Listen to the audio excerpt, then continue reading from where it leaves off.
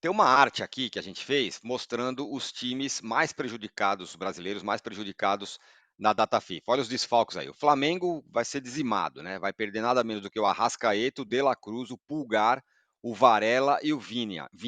Isso só de estrangeiros, né? Porque não tem brasileiros convocados. O Palmeiras também vai. O Endrick, né? Já foi, tudo bem. Esse não jogaria mais pelo Palmeiras, mas tem o Gustavo Gomes, o Piquerez e o Richard Rios também vai desfalcar o Palmeiras. O Galo terá os desfalques do Alan Franco, do Guilherme Arana, esse na seleção brasileira, e do Vargas. 3 caras importantes também. O São Paulo não terá o Bobadilha, o Ferrarese, o Rames Rodrigues, mas esse aí o São Paulino podia, pelo Rames Rodrigues, podia ter Copa América até o fim do ano, não teria problema nenhum, e o Rafael. O Internacional perde o Ener Valencia, o Borré e o Rocher, o goleiro, titular, inclusive, os 3, né? O Furacão, o Atlético Paranaense, perde o Bento e o Canóbio. O Corinthians até perde o Romero e perde o Félix Torres, zagueiro, que virou titular do time. Chegou, é um dos reforços do Corinthians nessa temporada. O Grêmio perde o Soteldo e o Vilhaçante. O Soteldo já até jogou Quase todos contra o titulares, Latifato. né, de Tirone. Se você Quase todo. pegar de todos os times aí, Isso, quase todos titulares, né, estamos vendo caras pouquíssimos não titulares. são O Rames é a titulares. exceção ali, né? É, Do o São Rames Paulo. talvez seja o único que não faz falta aí de todos esses que a Isso, gente listou exatamente. aí.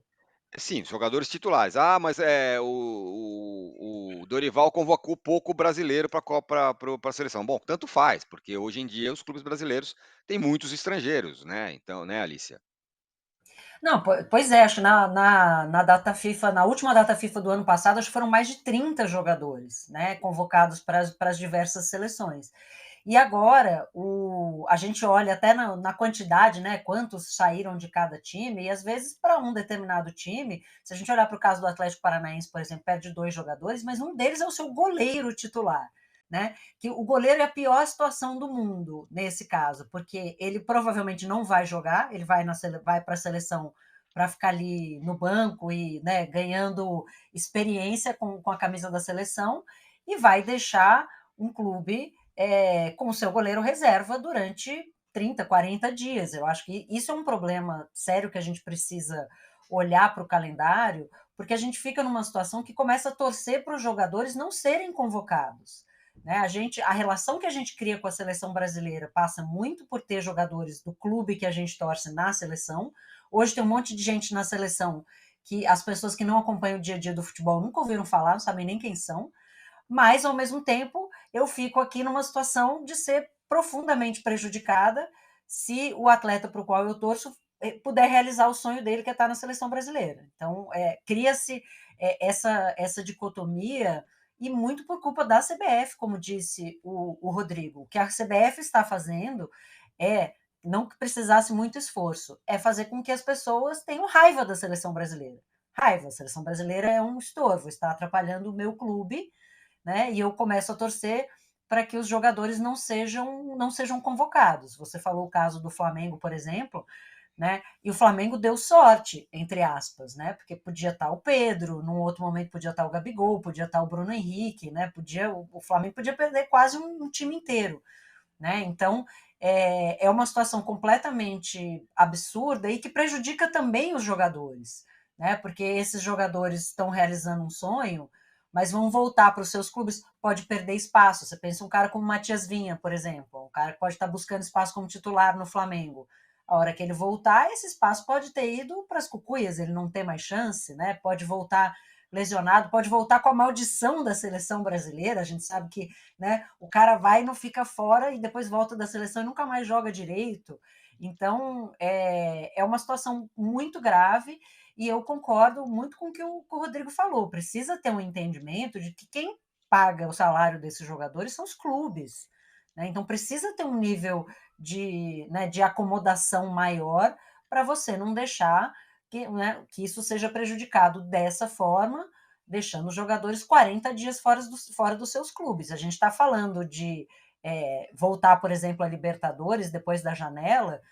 A gente está falando até de entrosamento de jogadores que já estão nesses clubes, que vão ficar mais de um mês fora. Então, assim, é mais uma das pataquadas, né, do calendário do futebol brasileiro, que permite uma coisa dessa. Né? E volto a falar, A gente não pode olhar só para o quantitativo, quantos jogadores alguns clubes perdem, porque tem a importância de cada jogador dentro desses clubes e você tem o tamanho do elenco, né? Para muitos clubes, você não tem reposição, não tem quem botar no lugar. Ah, o Flamengo tem um baita elenco, dá para mais ou menos se virar, mesmo perdendo um monte de jogador. Vá lá, mas tem clube que não tem quem botar no lugar, né? Ou perdendo jogadores chaves, como eu falei, como é o caso do Bento no Atlético Paranaense, né? O caso do Rafael, a gente precisa realmente olhar para o tamanho do estrago que a CBF está fazendo nos clubes, fazendo, como eu disse, que as pessoas tenham cada dia menos motivo para torcer pela seleção brasileira. Isso é importante, Alicia. E eu, só para complementar, uma coisa não, porque o Flamengo tem dinheiro, então, portanto, ele tem elenco. Então tá bom. Então o Flamengo vai ter um outro Arrascaeta, um outro De La Cruz, né? O São Paulo vai ter um outro goleiro como o Rafael, o Palmeiras vai ter um outro Endrick lá, só esperando para alguém ir para a data FIFA para entrar um outro cara no lugar. Não é assim, só o Manchester City tem um elenco que possa sair um, entrar outro, é tudo igual, não tem condição. Você está perdendo jogadores muito importantes, não é? Essa conta não é tão simples assim.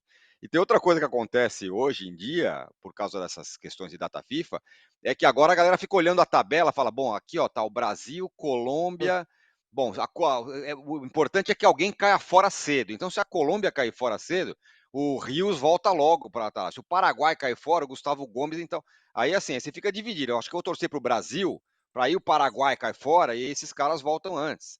É uma coisa bizarra, realmente é um negócio muito E louco. e E diga, Tirone, Rodrigo. vai continuar. Não, porque assim, a gente está tendo isso porque tem Copa América esse ano. Ano que vem tem Mundial de Clubes, que estão Flamengo, Palmeiras e Fluminense. Depois tem 2026 tem Copa do Mundo. 2027 tem Copa do Mundo Feminina, que o Edinaldo prometeu parar o Vai parar Campeonato tudo? Brasileiro vai parar, ou seja, você vai estar atravancado de novo, você não vai ter o desfalque, mas vai estar atravancado de novo. 2028, de novo, vai ter Copa América novamente.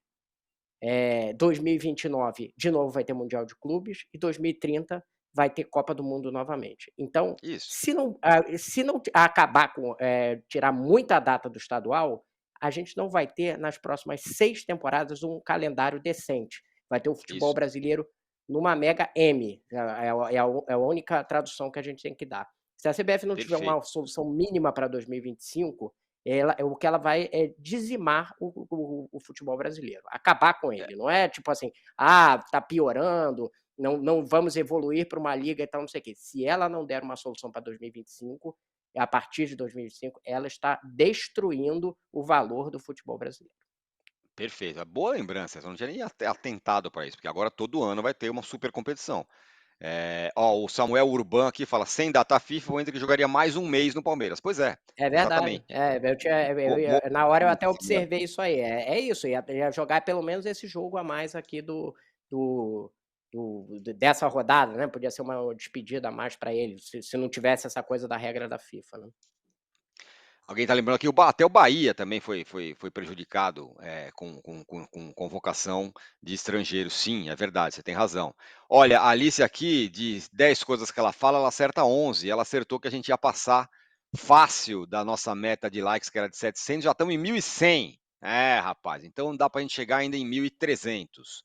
Corram, Oh, nos deem likes aí. Ó, nossa enquete tá assim, hein? O que tem mais impressionado na CPI? A gravidade das denúncias, 12%. As tretas entre Leila e Textor, 17%. O despreparo dos parlamentares, 70% até aqui.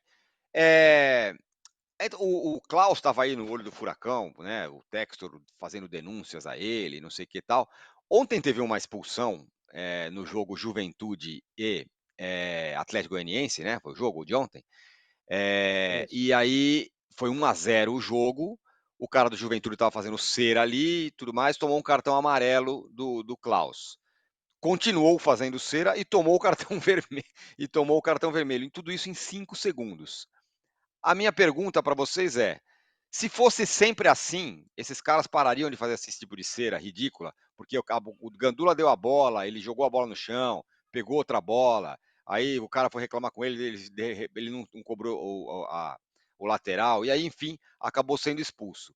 O que o Klaus fez, que está todo mundo falando sobre, não, rigor excessivo, não seria uma boa? Ah, tá fazendo cera? Tchau. vai para a rua. O que vocês acham? Olha, Tirone, eu posso dizer que eu tenho um ódio mortal de Eu cera, também, eu tô com né? você nessa, eu não Eu suporto isso. era, não suporto. Eu fiquei pensando, né, depois que eu vi a expulsão, quantos jogadores do Boca Juniors teriam sido expulsos na semifinal contra o Palmeiras no ano passado na Libertadores, assim, que foi uma aula, né? Uma aula de cera. E aí a cera, a meu ver, ela é muito mais culpa da arbitragem do que culpa de quem está fazendo. Porque cabe, né, a gente sabe que, principalmente em jogos competitivos, jogos eliminatórios, as equipes vão tentar segurar o jogo. Cabe à arbitragem coibir ou não. E a gente sabe que, principalmente times experientes, o cara vai testando. Ele vai testando. A arbitragem não dá, ele vai insistindo. Né? No caso desse jogo contra o Boca, o goleiro do Boca ele fez cera no primeiro tiro de meta que ele bateu no jogo. E ele foi tomar um cartão amarelo, se eu não me engano, depois dos 40 minutos do segundo tempo. Então, por que ele fez isso o jogo inteiro? Porque a arbitragem deixou. Então, eu acho que é uma técnica muito utilizada e muito nociva ao futebol. Né? O jogo fica chato, os jogadores se irritam, aí daqui a pouco tem treta, daqui a pouco toma amarelo por falta, por discussão, vai criando um clima dentro do jogo que a arbitragem pode facilmente coibir. Eu acho que é uma das coisas mais fáceis de se controlar no jogo é a cera, é isso, você dá um cartão amarelo para um goleiro que está fazendo cera na segunda vez que ele fizer, pensa se ele vai fazer o jogo inteiro, ou se ele vai se arriscar a ser expulso, goleiro, né? E isso feito muitas vezes com a ajuda de gandula, então eu acho importante, acho que né, em jogo grande você precisa segurar um pouco a onda, então né, um árbitro ou uma árbitra experiente vai conseguir fazer isso, para não sair expulsando todo mundo, mas eu pessoalmente acho ótimo, porque eu acho uma coisa infernal, desde que eu era criança vendo Libertadores ali no início dos anos 90, me irritava aquilo de uma forma, e eu falava, gente, o juiz não está vendo, não é possível, né? Então, quero ver o Klaus fazer isso aí na Libertadores, em jogos grandes que ele certamente vai apitar, vamos ver se ele vai continuar aplicando essa regra, mas acho uma ótima notícia. E aí, Rodrigo? Eu tô curioso e vou até verificar depois se teve alguma mudança de orientação, porque eu já vi vários jogos do Klaus e eu não É? vi ele expulsar desse jeito não, entendeu. Então não é um procedimento padrão Novidade. dele não. Então Bom, eu bom ponto. gostaria de ver se teve alguma modificação no quadro em relação a isso. O normal da arbitragem brasileira, eu não estou falando só do Klaus, que eu acho até que é um bom árbitro, né, é ela ser condescendente, assim como a arbitragem sul-americana da Conmebol, ela é muito condescendente com cera. Acho que isso deveria mudar, concordo com a Alicia. É um fator que influencia muito no andamento do jogo. Eu acho que tem que dar o cartão amarelo para pressionar já o goleiro que está ali fazendo cera já de início, porque aí ele já não vai repetir na sequência, não é ficar, vai lá e dá um avisinho e tal, não sei o que, já, ó, fez a segunda vez, já toma um amarelo. É uma coisa assim, e aí fica ali aquela situação já na beira para o vermelho. Acho que esse tipo de atitude, não sei se 5 segundos necessariamente já é esse momento, entendeu? Aí a gente pode discutir o timing, mas eu acho que tem que ter uma mudança do que é feito hoje. Há uma eu acho que tem duas coisas que a arbitragem sul-americana é muito condescendente, com cera e com jogada violenta.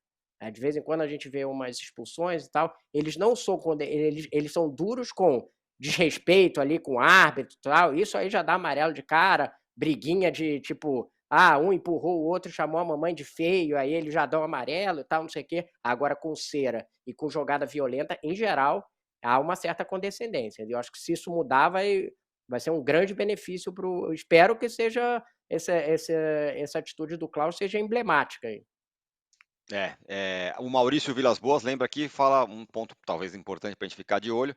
Fez isso porque foi Juventude e Atlético Goianiense. Quero ver se vai fazer isso num clássico. É verdade, é outra história, né? A pessoa, o cara expulsar um cara Então, do eu já vi o Corinthians, Klaus ser um do condescendente Palmeiras. com o Cera, por isso que É eu isso, achei exatamente, estranho, entendeu? exatamente. Então, de fato, é mais fácil num jogo Juventude e Atlético Goianiense você vai, bom, agora é comigo mesmo. Quero ver no Maracanã com Flamengo e Vasco jogando, Flamengo e Fluminense, ou no Mas é Morumbi, São interessante, Paulo e né, Tirone? Palmeiras. Porque É, ele tomou uma atitude tão marcante que isso agora vai ficar na conta dele, né? Vai sem dizer, dúvida, é agora as verdade. pessoas vão ter essa expectativa. Ele criou um precedente ali para ele que agora todo mundo vai observar e a gente pode ter certeza né, que os treinadores, principalmente aqueles que gostam muito de conversar com a arbitragem, vão guardar essa informação aqui no bolso da camisa É. e usá-la na primeira oportunidade em jogo grande, quando tiver o Klaus apitando. Também tem gente falando que o cara foi expulso porque xingou o Klaus, também é esse Ah, bom, detalhes se foi isso da aí, tá dentro do padrão da aí xingamento é de de árbitro, exato, tem gerado expulsão e até tá correto, né, vamos ser sim, sinceros, não pode xingar o árbitro exatamente. mesmo.